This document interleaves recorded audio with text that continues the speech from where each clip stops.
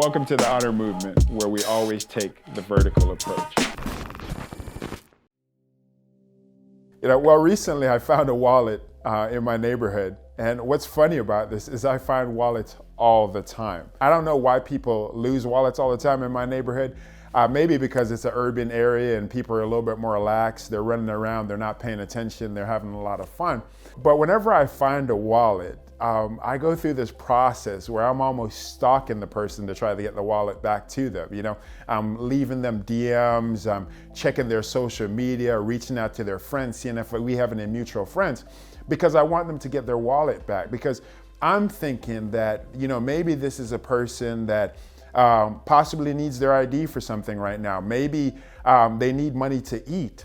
Maybe they're out of town and they actually need their wallet or their ID just to get back home. One of the last times that I found someone's wallet, that was the exact case. The person was in town for the Super Bowl and had dropped their wallet. And when I found the wallet, they were actually getting ready to leave that same day. So thankfully, I was able to get the wallet back to them. I think more than anything, I want to get their wallet back to them because that's what I would want for them to do to me. I don't want, even if it's not taking money or stealing, it's the process of having to cancel credit cards and get new credit cards and new accounts and all that kind of stuff. And I remember one time I was running through the airport and I was on a trip to Jamaica, and I'm running through the airport. I had just gone to the bank, and as I'm getting to my gate, somebody runs behind me and taps me on the back. And I guess I had dropped an envelope with $600 in cash out of my back pocket. But somebody was kind enough to bring that back to me. And it just reminds me that there's opportunities to show kindness every single day. There's so much opportunity to be kind to someone every single day. But unfortunately, the dialogue that we see today does not reflect that. We're in this thing, what I call a pseudo Cold War. Meaning that the physical interactions aren't necessarily as intense, but the way that we talk to one another, the way we say things, the things that we share on social media, our overall dialogue needs to come down a bit. I think we've gone a little bit too far. We make an excuse for this behavior by telling ourselves, well, the time is too important.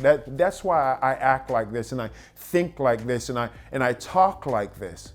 But is it really that important? Is it really that significant for us to treat our neighbors the way that we've been treating each other, to be so hostile towards one another?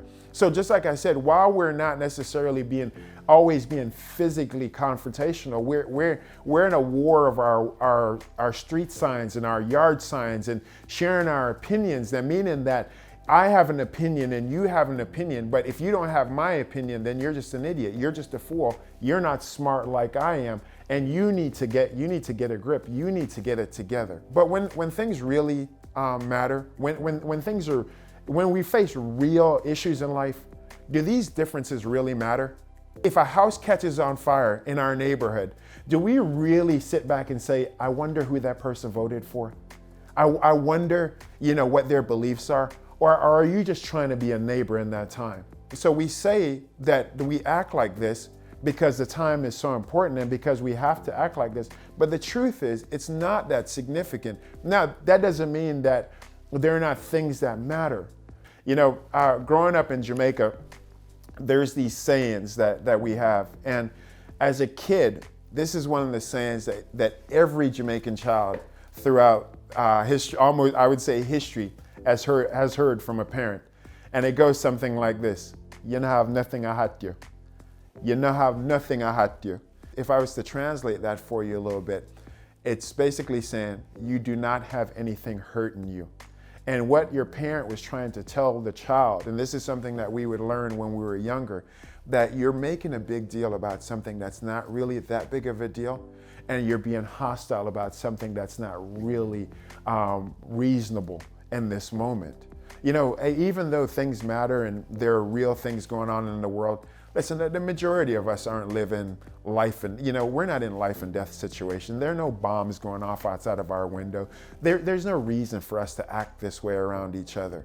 But most importantly, what we're forgetting about this while we dialogue like this is that there's another generation that's watching us, a generation that needs to be taught empathy and kindness, and they're watching our behavior, and we rarely stop to consider the fact that they may grow up to act like this, think like this, and behave like this. And we know that's not what we want.